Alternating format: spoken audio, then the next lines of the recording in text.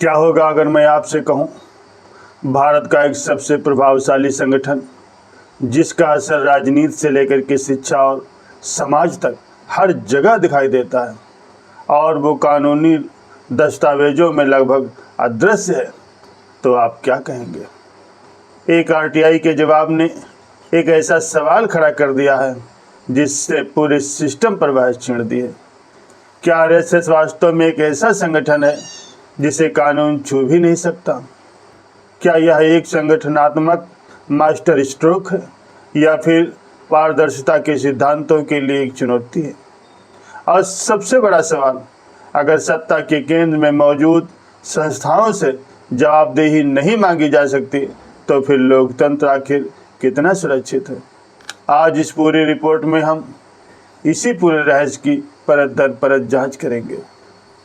नमस्कार दोस्तों, आप देख रहे हैं इंडिया न्यूज़ सत्य और मैं हूं आपका साथी सत्य प्रकाश।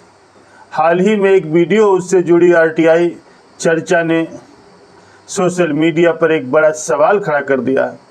दावा किया जा रहा है कि राष्ट्रीय स्वयंसेवक संघ यानी आरएसएस का सरकारी रिकॉर्ड में कोई स्पष्ट रजिस्ट्रेशन उपलब्ध नहीं है। आरटीआई के जवाब में संबंधित विभाग ने कहा कि उसके पास आरएसएस के रजिस्ट्रेशन से जुड़ा कोई भी रिकॉर्ड उपलब्ध नहीं है। और यहीं से शुरू होती है फिर एक दिलचस्प बहस। क्या इसका मतलब ये समझना चाहिए कि आरएसएस का अस्तित्व ही नहीं है?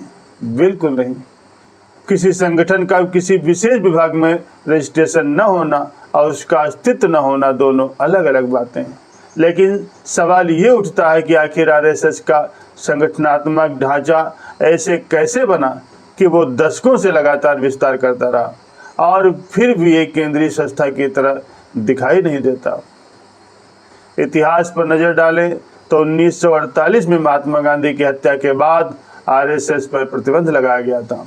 उस समय तत्कालीन गृह मंत्री सरदार पटेल और सरकार ने कुछ शर्तों के साथ इस संगठन को आगे बढ़ने की अनुमति दी थी।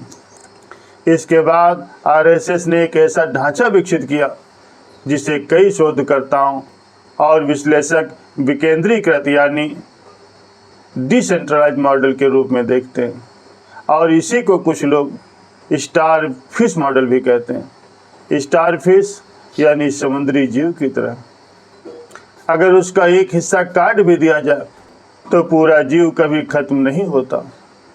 दावा किया जाता है कि आरएसएस का नेटवर्क भी कुछ ऐसा ही है।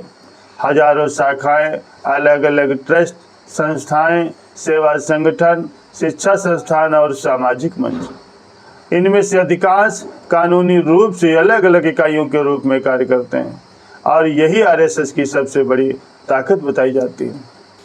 अब आते हैं फंडिंग पर। संघ के समर्थक कहते हैं कि आरएसएस मुख्य रूप से स्वयंसेवकों द्वारा दी जाने वाली गुरुदक्षिणा और सहयोग राशि से चलता। आलोचक सवाल उठाते हैं कि इतने विशाल नेटवर्क की कुल वित्तीय तस्वीर सार्वजनिक रूप से स्पष्ट क्यों नहीं दिखती? क्यों अधिकांश गतिविधियां अलग अलग ट्रस्टों और संस्थाओं के माध्यम से संचालित होती हैं?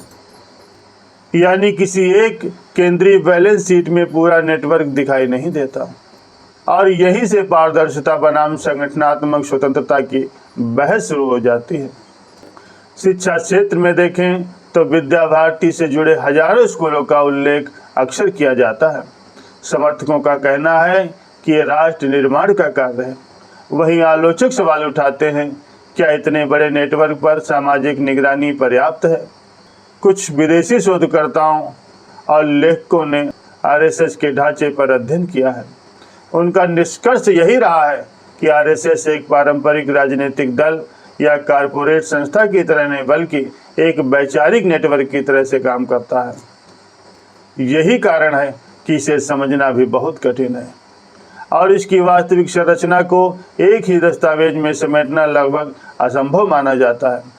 लेकिन लोकतंत्र में सबसे महत्वपूर्ण प्रश्न यही है कि प्रभाव जितना बड़ा हो, जवाबदेही भी उतनी ही बड़ी होनी चाहिए। चाहे वह सरकार हो, कोई राजनीतिक दल हो, कारपोरेट समूह हो या कोई सामाजिक सांस्कृतिक संगठन हो। क्योंकि लोकतंत्र केवल शक्ति से नहीं बल्कि पारदर्शिता और जवाबदेही से मजबूत होता है। अब सवाल आपसे है, क्या आरएसएस का ये मॉडल एक शानदार संगठनात्मक रणनीति है या फिर ऐसे प्रभावशाली नेटवर्क पर अधिक पारदर्शिता और सार्वजनिक जवाबदेही जरूरी है? अपनी राय कमेंट बॉक्स में अवश्य लिखिए। अगर ये वीडियो आपको पसंद आया हो तो इसे लाइक कीजिए, शेयर कीजिए और हमारे इंडिया न्यूज़ सत्य को सब्सक्राइब करना न भूलें। नमस्कार, जय हिंद।